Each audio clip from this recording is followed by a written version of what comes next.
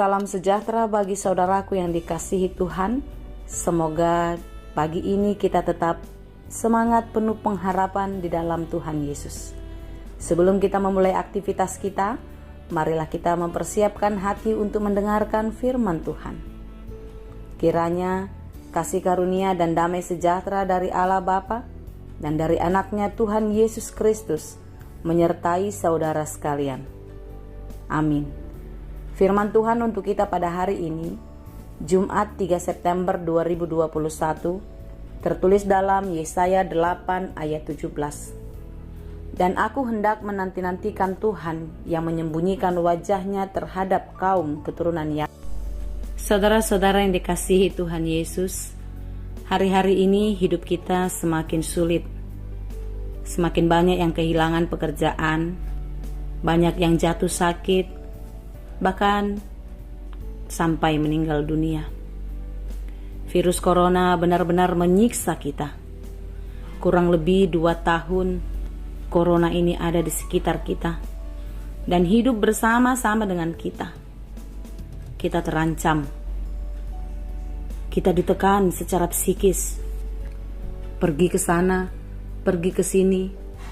Hati tidak ada ketenangan. Pikiran gelisah, bahkan ketakutan.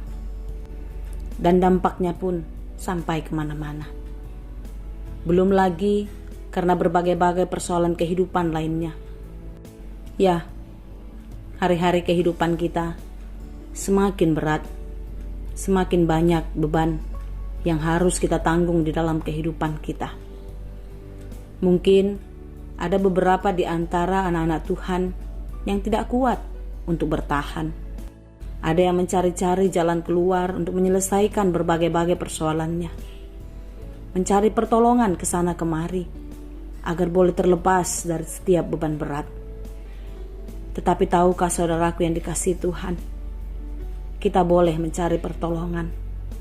Kita boleh berpikir dan berusaha, berjuang untuk boleh keluar dari berbagai-bagai persoalan kita.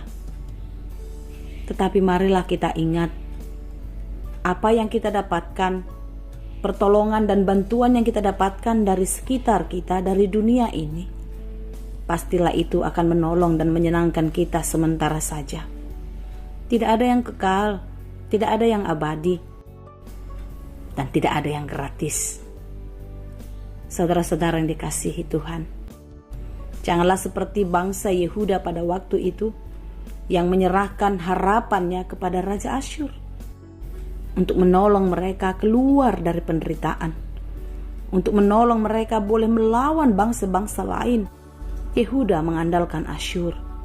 Mereka lupa kalau mereka memiliki Allah yang maha luar biasa, Allah yang melebihi segala raja yang ada di bumi ini.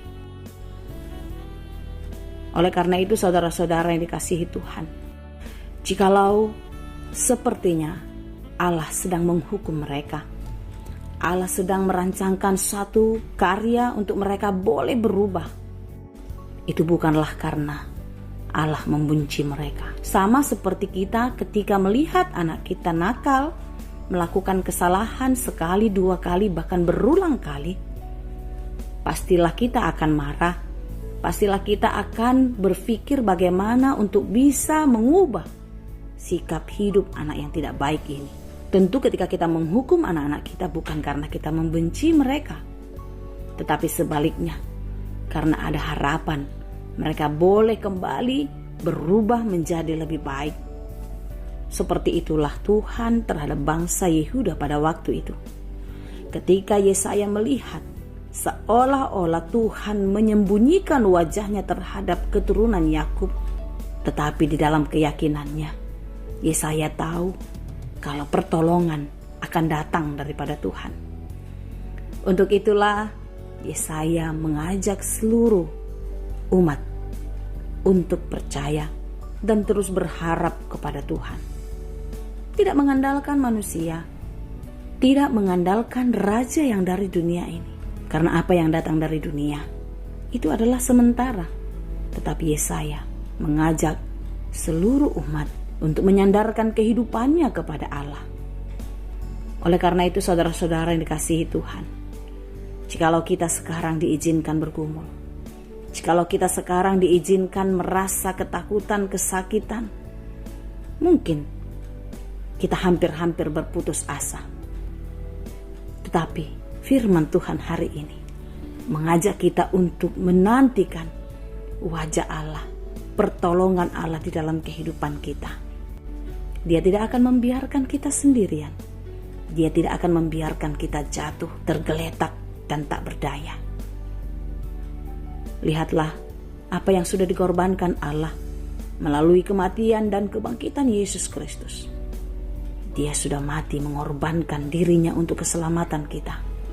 Dan dia akan terus memberikan keselamatan itu kepada kita ketika kita hidup di dalam iman dan percaya kepada Dia. Kuatkan hatimu, teguhkanlah imanmu.